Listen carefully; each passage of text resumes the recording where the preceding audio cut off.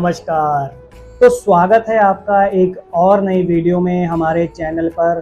तो अगर अभी तक भी आपने चैनल को सब्सक्राइब नहीं करा है तो प्लीज़ सब्सक्राइब कर लीजिए और बेल आइकन को ज़रूर ऑन कर लीजिए और वीडियोस को लाइक, कमेंट और शेयर करना बिल्कुल भी ना भूलें। तो हमारा जो आज का टॉपिक रहने वाला है कि प्लव, यानी कि थंबनेल में आपने देख लिया होगा कि प्लव यानी कि ढलान, कि ढलान का जो इम्पोर्टेंस वास्तुशास्त्र में कितना है, आज उसी के बारे में हम चर्चा करने वाले हैं। तो चलिए शुरू करते हैं। तो सामान्य हिंदी भाषा में अगर हम बात करें तो प्लव का मतलब होता है कि ढलान।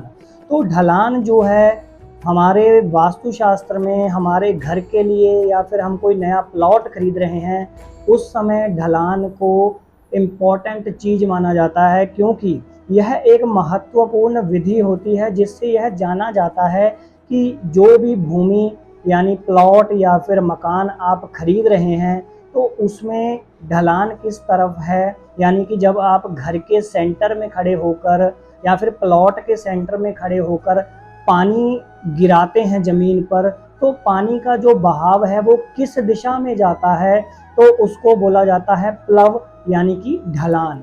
तो वास्तुशास्त्र में ये जो है अलग अलग वर्ण के अकॉर्डिंग, यानी कि 4 वर्ण जो हमारे हैं, ब्राह्मण, क्षत्रिय, वैश्य और शूद्र, इन 4 वर्णों के लिए अलग अलग दिशा की ढलान वाली भूमि जो उपयुक्त यानी कि बहुत ही अच्छी रहने वाली है, तो उसके बारे में आज हम आपको बताने वाले हैं।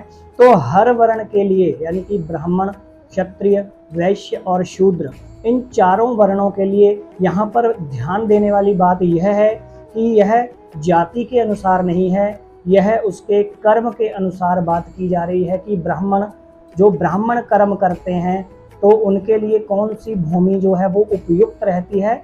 ऐसे सारे वर्णों के बारे में अब हम आपको बताने वाले हैं। तो ब्राह्मण के लिए, जो ब्राह्मण वर्ण के लोग हैं, जहाँ फिर ब्राह्मण वाले कर्म करते हैं, यानी कि कोई पूजा पाठ इत्यादि कर रहा है या फिर कोई टीचिंग अगर आप कर रहे हैं, किसी को पढ़ा रहे हैं, तो यह जो सारे कार्य होते हैं वो ब्राह्मण वर्ण के अंदर आते हैं। तो ब्राह्मण वर्ण के लिए हमेशा उत्तर दिशा की ढलान जो है वो उत्तम रहती है। यानी कि जब भी आप अपना प्लॉट खरीदने वाले हैं तो जब पानी सेंटर में गिराएंगे तो अगर उसका बहाव उत्तर दिशा में जा रहा है तो वो बहुत ही उत्तम रहेगी आपके लिए।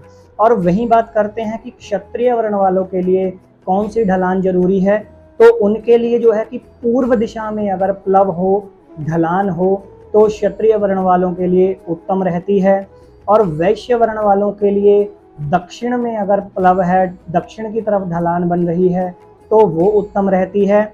ऐसे ही शूद्र वर्ण वाले जो हैं उनके लिए पश्चिम दिशा में प्लव यानी कि ढलान उत्तम रहती है। और इनका अलग अलग फल भी होता है वास्तु के अनुसार कि प्लव का अगर सही है तो उसका क्या फल होता है, गलत प्लव वाले प्लॉट या घर में आपने रह लिया तो उसका क्या क्या नुकसान हो सकता है। अब उसके बारे में चर्चा करते हैं। श्लोक का उच्चारण तो मैं यहाँ पर नहीं करूँगा, सीधे हम फल प्राप्ति पे चलते हैं कि अगर पूर्व दिशा की तरफ ढलान होगी तो धन की प्राप्ति होती है।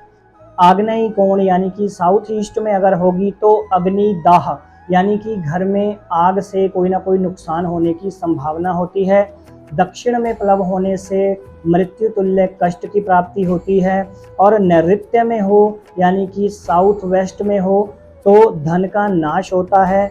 पश्चिम में प्लव होने से पुत्र की हानि होती है। और वायव्य में हो तो परदेश में निवास होता है, यानी कि उस घर में रहने का सुख प्राप्त नहीं होता, आपको कहीं बाहर रहने का, यानी कि काम के सिलसिले में हो सकता है या किसी अन्य विषय से घर से बाहर रहते हैं। और यही उत्तर में अगर ढलान हो तो इससे धन का आगमन होता है, घर में धन की प्राप्ति होती रहती है, लक्ष्मी की प्राप्ति होती रहती है। और वहीं बात करते हैं कि अगर ईशान कोण में हम ढलान बनाते हैं या है ऑलरेडी, तो उससे विद्या का लाभ होता है, यानी कि उस घर के जो जितने भी व्यक्ति होंगे वो बहुत ही पढ़े लिखे होते हैं, काफ़ी नॉलेजफुल होते हैं। तो इनमें से हम बेस्ट देख लेते हैं कि पूर्व, उत्तर और ईशान दिशा में अगर आपके घर की प्लव होगी तो आपको बहुत ही फायदा होने वाला है। अन्य दिशाओं में करेंगे तो कोई ना कोई नुकसान की संभावना है। तो यह सब रहा आज प्लव यानी कि ढलान के ऊपर। तो नया मकान या फिर नया प्लॉट खरीदने से पहले ये टेस्ट आप ज़रूर कर लें ताकि भविष्य में आपको कोई भी प्रॉब्लम ना आए। तो मिलेंगे किसी अगली वीडियो में किसी नए टॉपिक के साथ, हमारे साथ बने रहिए। चैनल को सब्सक्राइब जरूर करिए और वीडियोस को लाइक, कमेंट और शेयर करना बिल्कुल भी ना भूलें। तो आज की वीडियो में बस इतना ही, मिलेंगे अगली वीडियो में, तब तक के लिए नमस्कार।